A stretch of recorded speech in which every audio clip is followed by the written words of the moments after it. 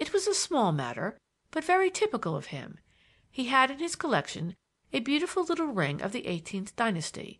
It was said to have belonged to Queen Ti, the mother of our friend Amenhotep IV. But I don't think that could have been so, because the device on it was the Eye of Osiris, and Ti, as you know, was an Aten worshipper. However, it was a very charming ring, and Uncle John, who had a queer sort of devotion to the mystical Eye of Osiris, commissioned a very clever goldsmith to make 2 exact copies of it, one for himself and one for me.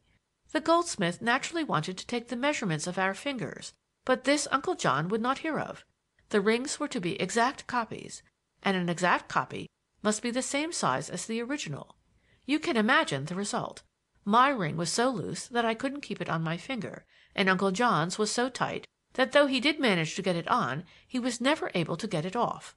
And it was only the circumstance that his left hand was decidedly smaller than his right that made it possible for him to wear it at all. So you never wore your copy? No. I wanted to have it altered to make it fit, but he objected strongly, so I put it away and have it in a box still. He must have been an extraordinarily pig-headed old fellow, I remarked. Yes, he was very tenacious. He annoyed my father a good deal, too, by making unnecessary alterations in the house in Queen Square when he fitted up his museum. We have a certain sentiment with regard to that house.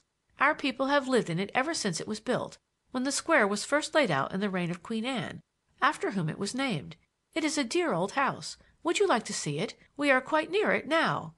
I assented eagerly. If it had been a coal shed or a fried fish shop, I would still have visited it with pleasure, for the sake of prolonging our walk. But I was also really interested in this old house as a part of the background of the mystery of the vanished John Bellingham. We crossed into Cosmo Place, with its quaint row of the now rare cannon-shaped iron posts, and passing through stood for a few moments looking into the peaceful, stately old square. A party of boys disported themselves noisily on the range of stone posts that form a bodyguard round the ancient lamp-surmounted pump, but otherwise the place was wrapped in dignified repose, suited to its age and station. And very pleasant it looked on this summer afternoon, with the sunlight gilding the foliage of its wide-spreading plane trees and lighting up the warm-toned brick of the house-fronts. We walked slowly down the shady west side, near the middle of which my companion halted. "This is the house," she said. "It looks gloomy and forsaken now, but it must have been a delightful house in the days when my ancestors could look out of the windows through the open end of the square, across the fields of meadows, to the heights of Hampstead and Highgate." She stood at the edge of the pavement, looking up with a curious wistfulness at the old house, a very pathetic figure, I thought, with her handsome face and proud carriage, her threadbare dress and shabby gloves, standing at the threshold of the home that had been her family's for generations, that should now have been hers, and that was shortly to pass away into the hands of strangers. I, too, looked up at it with a strange interest, impressed by something gloomy and forbidding in its aspect. The windows were shuttered from basement to attic, and no sign of life was visible. Silent, neglected, desolate, it breathed an air of tragedy. It seemed to mourn in sackcloth and ashes for its lost master. The massive door within the splendid carven portico was crusted with grime, and seemed to have passed out of use as completely as the ancient lamp-irons or the rusted extinguishers wherein the footmen were wont to quench their torches when some Bellingham dame was borne up the steps in her gilded chair in the days of good Queen Anne. It was in a somewhat sobered frame of mind that we presently turned away and started homeward by way of Great Ormond Street. My companion was deeply thoughtful, relapsing for a time into that somberness of manner that had so impressed me when I first met her. Nor was I without a certain sympathetic pensiveness, as if, from the great silent house, the spirit of the vanished man had issued forth to bear us company.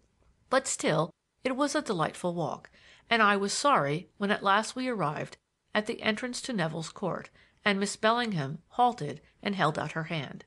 "Good-bye," she said, "and many, many thanks for your invaluable help. Shall I take the bag?" "If you want it, but I must take out the notebooks." "Why must you take them?" she asked. "Why, haven't I got to copy the notes out into longhand?"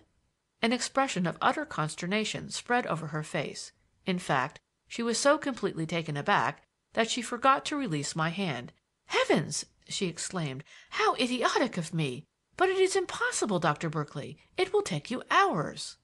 "It is perfectly possible, and it is going to be done. Otherwise the notes would be useless. Do you want the bag?" "No, of course not. But I am positively appalled. Hadn't you better give up the idea?" "And this is the end of our collaboration?" I exclaimed tragically, giving her hand a final squeeze, whereby she became suddenly aware of its position and withdrew it rather hastily. "Would you throw away a whole afternoon's work? I won't, certainly. So good by until to morrow. I shall turn up in the reading room as early as I can. You had better take the tickets. Oh, and you won't forget about the copy of the will for Dr. Thorndyke, will you?" "No, if my father agrees, you shall have it this evening." She took the tickets from me, and thanking me again, retired into the court.